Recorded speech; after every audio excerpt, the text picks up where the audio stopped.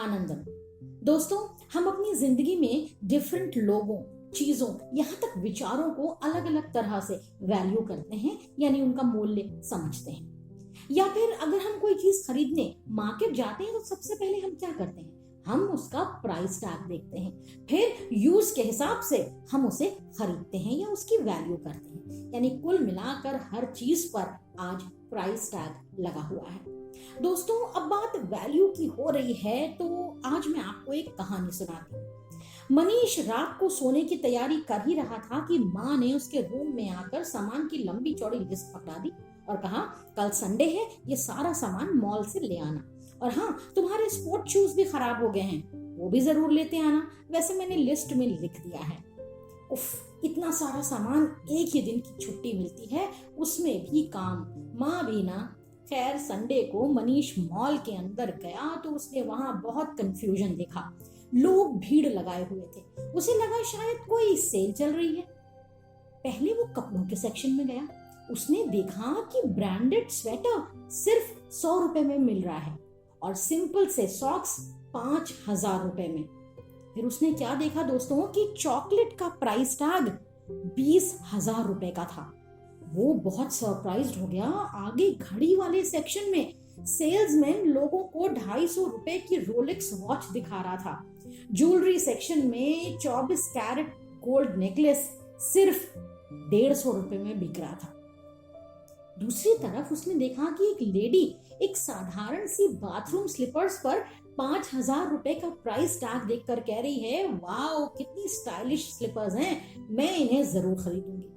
Oh my God, Manish एकदम हक्का बक्का रह गया। उसे कुछ भी समझ नहीं आ रहा था कि ये क्या हो रहा है और क्यों हो रहा है। उसने बहुत हैरान होकर मॉल के सेल्समैन से पूछा, भैया, ऐसे कैसे हो सकता है कि रोलेक्स वॉच सिर्फ 250 रुपए में बिक रही है और सस्ते सॉक्स 5,000 रुपए में? मैंने अभी अभी देखा कि डायमंड की अंगूठी पर 50 रुपए का प्राइस टैग है।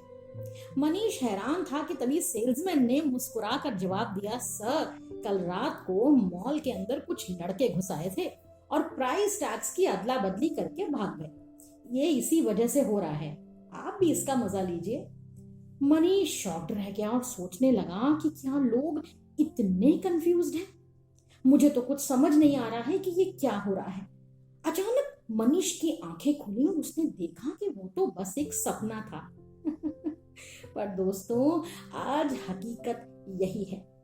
हम भी अपनी सेंस ऑफ वैल्यू खो चुके हैं। हम भी जिंदगी में उन चीजों को ज्यादा वैल्यू देते हैं जो हमारे लिए अनइम्पॉर्टेंट हैं, और जो चीज हमारे लिए बहुत जरूरी है उनकी वैल्यू हमारे नजरों में बहुत कम है।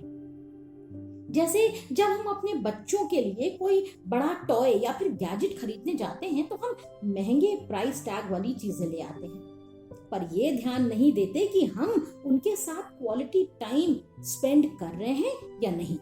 यहाँ दोस्तों वैल्यू क्वालिटी टाइम की ज्यादा है, जिस पर हम लो प्राइस टैग लगा रहे हैं।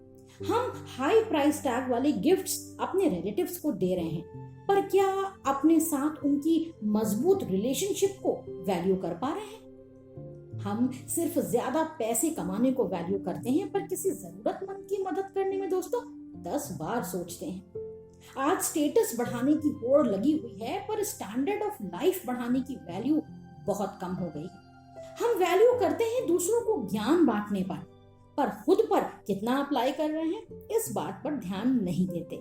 एसी कार्स में घूमना, एसी रूम्स में बैठने की वैल्यू हमारे लिए ज्यादा है, पर नेचुरल एनवायरनमेंट में रहने पर हमने कम वैल्यू का प्राइस टैग लगाया है।